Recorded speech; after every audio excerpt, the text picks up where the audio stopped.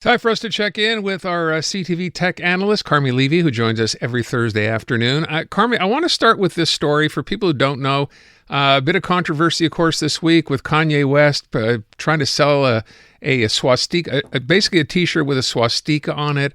It went up on Shopify, then it was taken down. It was only up, what I understand, for a day. But then there was this campaign, which I think a lot of people bought into yesterday, showing a variety of famous people, a variety of celebrities, basically wearing a shirt where they're giving the middle finger to Kanye, right? That's basically what it was. And then we found out, and it looked so real. You saw all these celebrities, the shirts were all the same. It turns out it wasn't real. It was AI.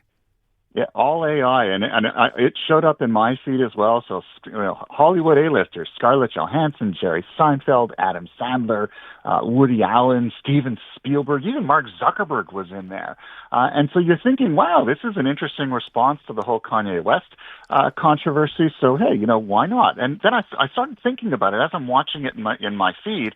I'm like, first of all, how do you get all these Hollywood A-listers to shoot videos so quickly after the Kanye West controversy? In terms of production, it takes a lot longer than the few hours that it seems to have taken. So I leaned in a little bit more, and I thought about it. The production values are very simple. It's monochrome. It's a white background. Nobody's talking, so it's a lot easier to replicate because you don't have to sync up audio with their face. It's just the sound of Hava Nagila playing in the background. So as it turns out, did a little bit more digging and realized it's a couple of guys from Israel who pulled it together using AI tools. They said they used a number of AI tools as a way of fighting anti-Semitism. And of course, I don't think anyone disagrees with sort of the intent of it, but they kind of replaced one wrong with another because nobody asked Scarlett Johansson if she wanted to be in it. Nobody asked Jerry Seinfeld or anyone else in it. And nowhere did it say this is AI generated. So unfortunately, a well-intentioned video ended up becoming an even bigger controversy because now no one was asked their permission up front. And yet again, we have another case of AI assets masquerading as something they're not, and it creates a lot more confusion than it solves. Yeah, trying to do something that, as you said, would seem like the right thing to do until, of course, his cover or their cover was blown. But it really is quite amazing when you stop and think about it that he was able to pull this off. It is. I mean, the fidelity of it is remarkable when you watch them move. Unless you really lean in closely, you think it's real for all intents and purposes, and it shows just how quickly this technology has advanced. Remember, it was barely last year when the Pope in the puffy white jacket photo went viral, only to be uncovered as an AI asset a few hours later. And so as time goes on, the sophistication of the tools that create these fake photos and videos and other forms of imagery is getting better and better, and it doesn't take an expert. These are just a couple of guys working for a tech company who decided to do something about it, and it didn't take them a whole lot of time, and they wouldn't describe themselves as experts either. And so over time, if you look at your social media feeds, if you look at everything you encounter online, we're going to be seeing more and more content that is AI generated, and it's going to be harder and harder to tell the difference between what is real and what is not. And most of the time, I mean, there's some legitimate individuals and companies that will put labels on them, but there are also folks who will not. And so it's really up to us to kind of figure out when we see something, is it real or is it not? Assume that it isn't real until it's proven otherwise, because if we simply share things in our feeds without checking where they come from, we become part of the problem as well. Now, speaking of AI, because, we're going to be doing this a while, Gemini AI is doing something you suggest that, and I don't understand what this means, that will let you, or it will watch YouTube videos for you. What's the point of this? Yeah, you know how when you watch a video, say you're watching a cooking video, and all you really want to get to is the recipe at the end. Just tell me what I need to know. Give me the instructions so that I can get into my kitchen and figure it out for myself. But of course, videos being what they are, they drag it out and they want you to see, they want you to stay longer because, of course, then they get to serve more ads. And so Google Gemini is basically Google's response to ChatGPT. It's their AI platform. And they're including something in this. You don't have to subscribe to it. This is available for everyone, even the folks who use it for free.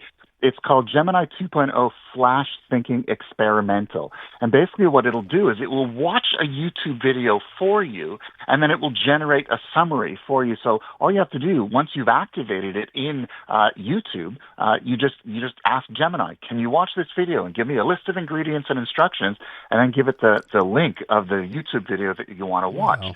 Or, if, for example, maybe it's a how-to video for how to do something at work, a training video. Can you please watch this training video for me, and then tell me what I really need to know. Give me the list of instructions at the end so I can pretend to my bosses that I actually watched it. Basically, what you're going to have is YouTube playing videos and AI watching it, not humans, which can save us a heck of a lot of time, because no more sitting through a video for 45 minutes to get an answer that probably should take less than a minute to give you. Got to figure out how to do that for a movie so you don't have to suffer through an hour and a half of a movie just to get to the end. That'd be the next invention I'd want to see happen. All right. Finally, let's deal with this story here. And I know I think one of the people from this was on the station with Elias earlier in the week. So there's something called Build Canada.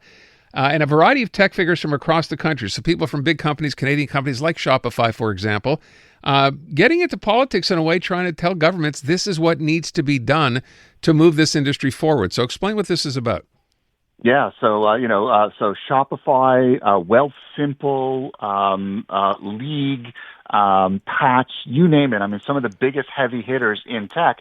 They call it they call Build Platform a platform for bold ideas for growth, innovation, and prosperity. They're basically not happy with the state of political dialogue in Canada, and they want to sort of be a source of. They call themselves nonpartisan, but they kind of lean toward the conservative side of things. But they don't say that it's a political thing. They just want to initiate dialogue, political dialogue, so that we can sell more Canadian products, increase productivity, maybe get the government to introduce better tax reform to streamline the way business operates. Basically, Canada has been having a productivity challenge. Our productivity as a percentage of GDP has been going down for years. They want to reverse that, and they want Canada to be more competitive, and they want to use kind of their position as leaders of industry, leaders of tech industry, to kind of be like sort of whispering in the ear of government saying, you should consider this. These are best practices. Maybe we should follow these. So it's an interesting kind of, initiative. They say they don't want to be around forever. They just want to start the ball rolling and then see where it goes. So definitely something to watch. They're calling it a short-term project, not a lobby group, but it'll be interesting to see, especially as we head into a federal election and sort of whatever government takes over. It'll be interesting to see if they remain on the scene to kind of be part of that dialogue going forward. Very fascinating initiative, and I'm guessing, just like in the U.S., it seems like Canadian tech titans want to be part of the conversation. And some would say about time. All right, Carmi, thank you so much. Appreciate it. Great being with you, Aaron. Thank you. CTV tech analyst Carmi Levy.